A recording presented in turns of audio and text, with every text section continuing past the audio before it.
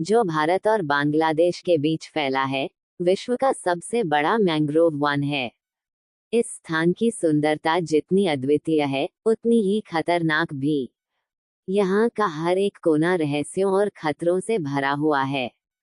सुंदरबन का सबसे बड़ा रहस्य और सबसे बड़ा खौफ है रॉयल बंगाल टाइगर, जिसे लोग the tiger of the Sundarban के नाम से जानते हैं।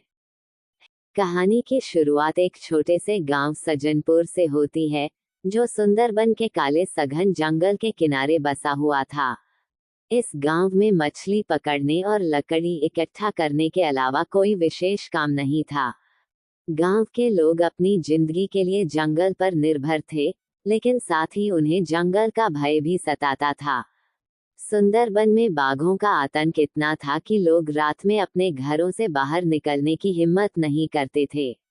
इस गांव में रहमान नाम का एक बूढ़ा मछुआरा था, जिसने अपनी पूरी जिंदगी इसी जंगल के बीच बिता दी थी।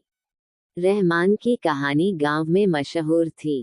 कहते हैं कि उसने अपनी जवानी में कई बार बाघों का सामना किया था और हर बार वह बच निकला था। रहमान अब बूढ़ा हो चला था, लेकिन उसकी आंखों में आज भी जंगल की हरियाली और बाघों की चमक की झलक दिखती थी। एक दिन गांव में एक खबर फैली कि जंगल में एक बहुत बड़ा बाघ दिखाई दिया है। लोग डर गए थे, क्योंकि यह बाघ बहुत ही हिंसक और चालाक था। गांव के कई लोग इस बाघ के कारण अपनी जान गंवा चुके थे। रहमान के बेटे इमरान ने अपने पिता से इस बाघ के बारे में जानने की कोशिश की।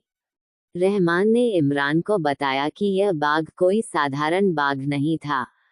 वह the tiger of the Sundarban था, जो केवल शिकार के लिए नहीं, बल्कि अपने इलाके की रक्षा के लिए इंसानों पर हमला करता था।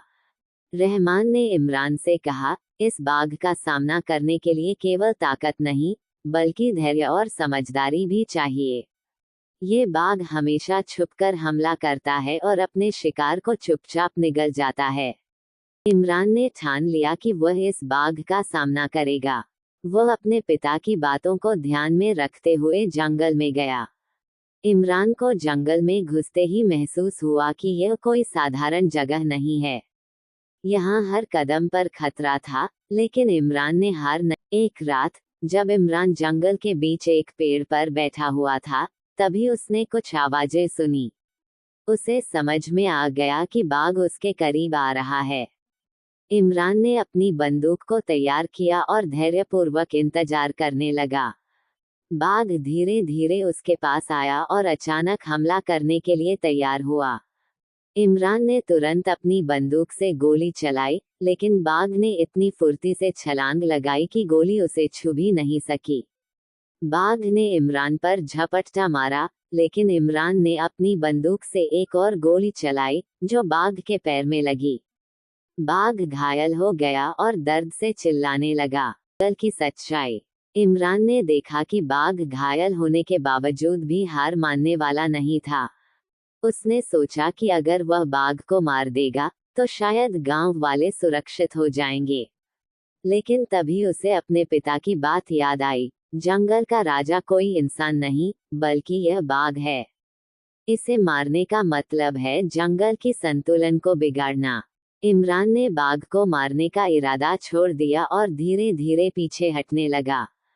बाघ ने इमरान की ओर देखा, जैसे वह समझ गया हो कि इमरान उसे मारना नहीं चाहता। बाघ धीरे धीरे जंगल के अंधेरे में गायब हो गया। इमरान गांव वापस आ गया। गांव के लोग उसकी बहादुरी की कहानियां सुनकर हैरान थे, लेकिन इमरान ने उन्हें बताया कि उसने बाघ को मारा नहीं, बल्कि उसे छोड़ दिया। उसने गांव वालों से कहा, जंगल का संतुलन बनाए रखना हमारी जिम्मेदारी है। बाघ इस जंगल का राजा है और हमें उसकी इज्जत करनी चाहिए।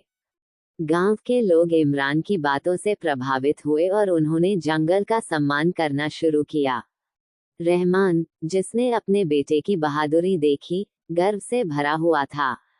उसने कहा, तूने साबित कर दिया कि बाघ को मारना बहादुरी नहीं, बल्कि उसे समझना ही असली ताकत है। इस प्रकार the tiger of the Sundarban की कहानी केवल बाघ और इंसान के बीच की लड़ाई की नहीं, बल्कि जंगल और इंसान के बीच के संतुलन की भी है। इमरान ने दिखाया कि असली बहादुरी ताकत में नहीं, बल्कि समझदारी और धैर्य में होती है।